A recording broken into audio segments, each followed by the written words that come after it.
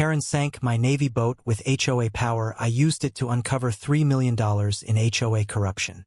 Have you ever wondered how far someone would go to enforce a petty rule, even if it meant destroying a dream? In the quiet coastal town of Bayside, where seagulls cried louder than the neighbors, I, Lieutenant Commander James Jim Harper, thought I'd found my slice of paradise. After 20 years in the Navy, I retired and bought a modest waterfront home in the Seacrest HOA community, complete with a dock for my pride and joy, a restored 1960s Navy patrol boat I'd spent years fixing up. I named her Salty Valor, a nod to my service and the battles she'd survived. But I didn't expect my greatest fight would be against a neighbor named Karen Wentworth, a woman whose HOA rulebook was her weapon of choice. Karen, the HOA president, was a force of nature. Think hurricane, not breeze. She patrolled Seacrest with a clipboard and a vendetta, her blonde bob swaying as she issued citations for untrimmed hedges or unapproved mailbox colors. My first run-in came when she spotted Salty Valor at my dock. "That boat is a violation," she declared, pointing to a vague HOA clause about non-recreational vessels. I explained it was my personal boat, not a commercial rig, but her eyes gleamed like she'd found her white whale. "Remove it by next week, or I'll have it towed," she snapped, storming off. I laughed it off. Surely no one would tow a veteran's boat over a technicality. But Karen wasn't playing. Days later, I woke to find Salty Valor gone. My heart sank as I raced to the dock, only to learn from a neighbor that Karen had called a local towing company, claiming my boat was abandoned. I tracked it to a salvage yard, where the owner sheepishly admitted they'd begun dismantling it for parts on Karen's orders. My boat, me sanctuary, my link to a life of service, was reduced to scrap. Rage boiled in me, but I'm a Navy man. I don't lash out. I strategize. I dug into the HOA bylaws, determined to fight Karen on her own turf. The rules were a labyrinth of jargon, but I noticed something odd. The budget for community maintenance was absurdly high, $500,000 a year for a neighborhood of 200 homes. Suspicious, I requested financial records, citing my rights as a homeowner. Karen stonewalled, claiming the documents were confidential. That's when I knew she was hiding something.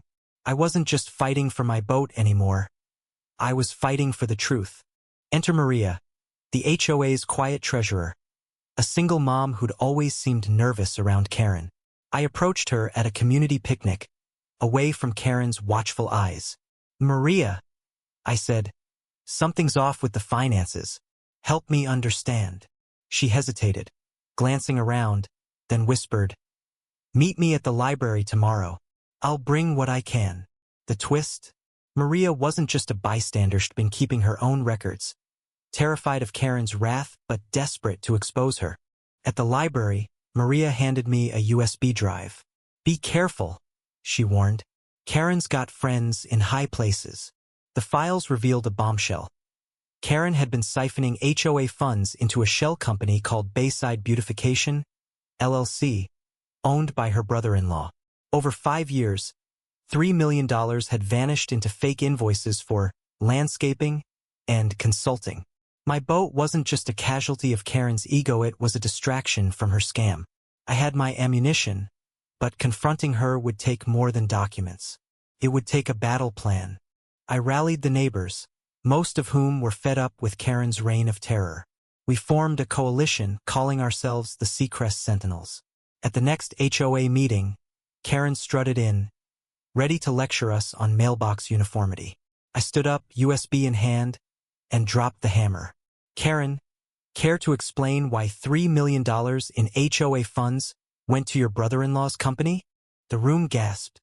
Karen's face turned crimson, but she doubled down, accusing me of forging documents and defaming her.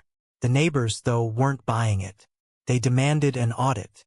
Karen's allies on the board tried to shut it down, but Maria stepped forward, voice shaking but resolute. "I've seen the invoices," she said. "They're fake. I'll testify." The room erupted. Karen screamed about lawsuits, but the tide had turned. We voted to suspend her as president and called for an independent investigation. The twist deepened when a local reporter, tipped off by Maria, showed up with a camera crew.